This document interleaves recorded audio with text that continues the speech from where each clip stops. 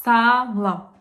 Hər birinizin bayramını təbrik edirəm. Sizə hər iki bayram adına çox gözəl arzular arzu edirəm. İnanıram ki, hər biri sizə gözəlliklər, xoşbəxtliklər və sevinc gətirəcək. Ən önəmlisi budur. Sağlamlıq təbii ki də. Və keçək mövzumuza. Artıq çox xoşbəxtəm çünki əvvəlki kimi YouTube-u daha rahat və daha intensiv çəkə bilirəm. Amma bugünkü YouTube videom bir qədər fərqli olacaq. Çünki burada hal-hazırda bu video üçün deyim ən azından nə mütəxəssis deyiləm, nə psixoloq deyiləm. Sadəcə bir insan kimi, sadə, sıradan, normal bir insan kimi sizə öz yaşadığım bir neçə duyğunu, situasiyanı təsəvvür eləməyə çalışacağam. Həm öz yaşadığım, həm indiyə qədər digər insanların yaşadığı, gördüyü, təcrübə etdiyi. Çünki məncə bu mövzudan danışılmalıdır. Ən vacib mövzulardan biri budur.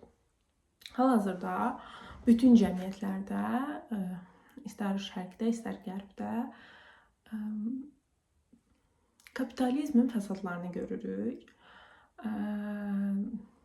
Belə deyim də, elə lap ortasından başlayacağım mövzuya. Bəzən biz yaşayırıq və bir şeylərə çatırıq, amma yəni bir arzularımız olur, arzularımız üçün yaşayırıq, çalışırıq və nəticədə o arzuya çatırıq.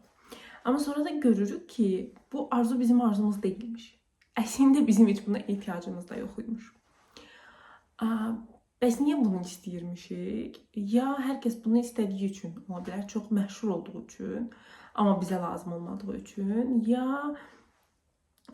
burada qeyd elədiyim kapitalizm məsələsidir ki, biz ona sahib olmasaq və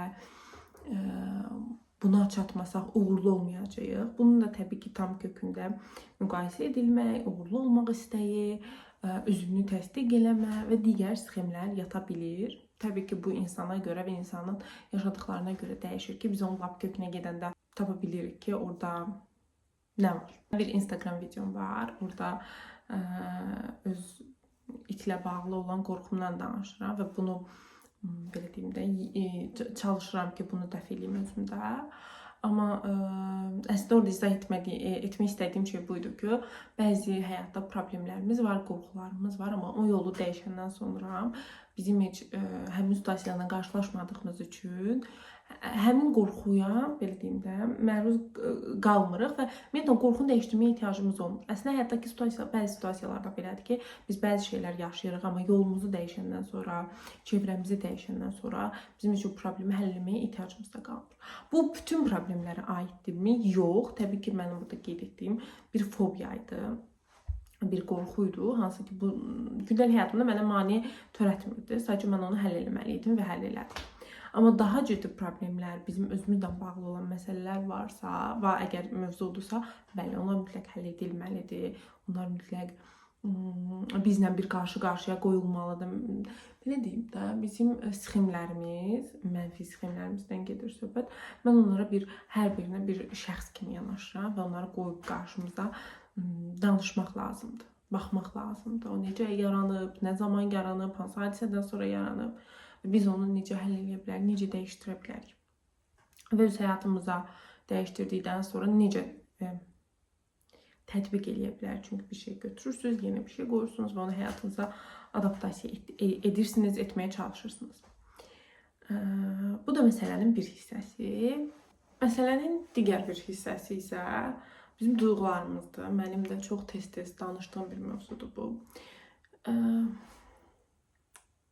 Çünki bəzən biz elə duyğular yaşayırıq ki, özümüzü bir zəlzələ kimi, bir dağıntı kimi, təbii ki, burada söhbət duyğulardan getmir. Bəzən elə hadisələrdə yaşayırıq ki, özümüzü dağıntı kimi, zəlzələ kimi hiss eləyə bilirik. Bəzən bəzi şeylər dağılmalıdır ki, yerinə daha sağlam binalar tikə bilək.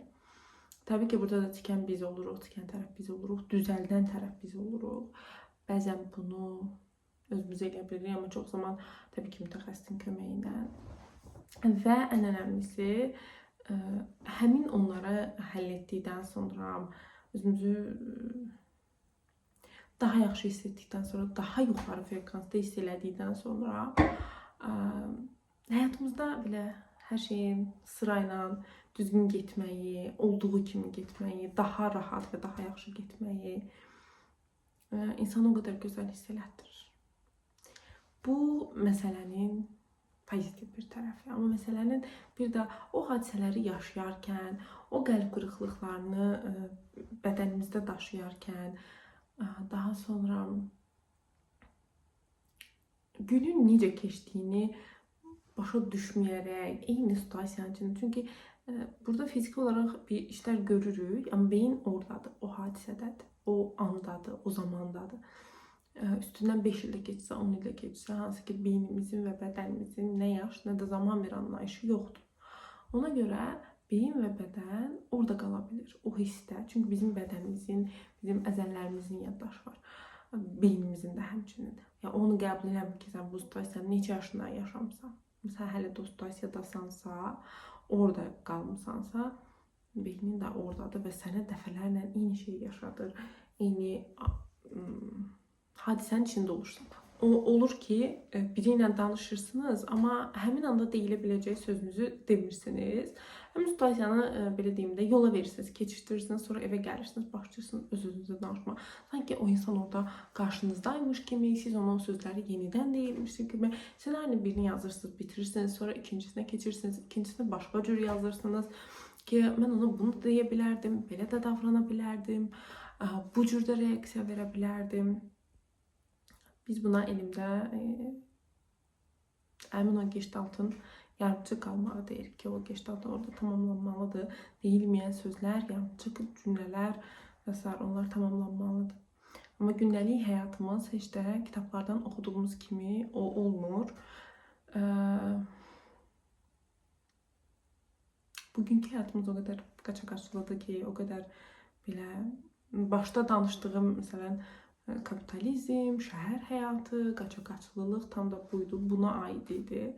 Buna danışmağa çalışırdım. Çünki günün sonunda evə gələndə, ya başınızı o yastığa qoyanda o qədər yorğun olur ki, insan özünü analiz etməyə, özü ilə belə oturub danışmağa, heç nəinki zamanı, enerjisi belə qalmır. Zamanı olsa da enerjisi qalmır. Amma bunları gündəlik həyatımızda eləyə bilsək, nə xoş bizə.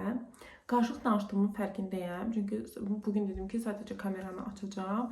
Beynimdən nə keçirsə onları danışacağam. Söhbət hara gedəcək bilmirəm. Amma sadəcə danışmaq istədiklərimi sizə çatdırıram. Bunların çox belə hissə-hissə getdiyinin fərqindəyəm. Xəyallardan danışırdıq, hansı ki bizim olmayan xəyallardan. Və bəzən cəmiyyətin, bəzən ailənin, bəzən başqa bir həyatın bizə çatdırdığı, bizə yer etdiyi, bizə kodladığı həyatı istəyirik. Bunu eləsəm hər şey yaxşı olacaq, onu eləsəm bir dənə bunu da eləyim, bir dənə onu da eləyim, bir dənə bu işimi də tamamlayım, onu da oxuyum, burada gedim, bunu da həll edeyim. Bir də baxırıq ki, zaman keçir və özümüzə ayırmadığımız zamanlar çoxalır, yaşamadığımız həyatlar, yaşamadığımız hadisələr çoxalır. Hansı ki biz onları yaşasaq çox qəşəng olardı, daha hər şey qaydasında olardı, pozitiv olardı. Mən demirəm ki, hamı otursun, heç kim öz üstündə işləməsin, heç kim inkişaf eləməsin. Bundan danışmıram. Amma məsələnin daha ifrat hissəsindən danışıram. Məsələnin daha belə deyim də, zərər verici tərəfindən danışıram. Çünki həyatda insana hər şey lazımdır. Yaşamaq da lazımdır, insanlarla zaman da keçirmək lazımdır. Keçən səhv eləmirəmsə, bundan əvvəlki videomuydu.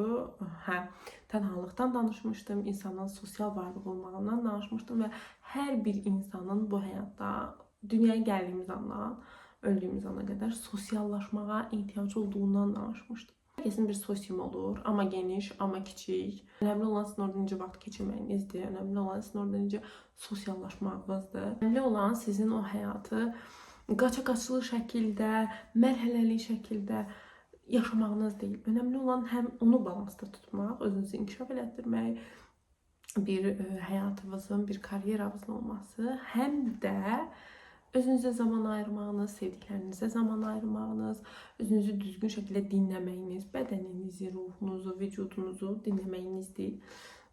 Bunları ümumiyyətlə tək bundan getmir, amma həyatdakı hər şeyi balanslı bir şəkildə yaşadığınız zaman hər şey çox daha rahat olur, hər şey çox daha qəbul edilən olur. Ümid edirəm ki, beynimdəki cümlələri sizə çatdıra bildim. Dinlədiyiniz üçün təşəkkür edirəm. Növbəti YouTube videolarında görüşərik.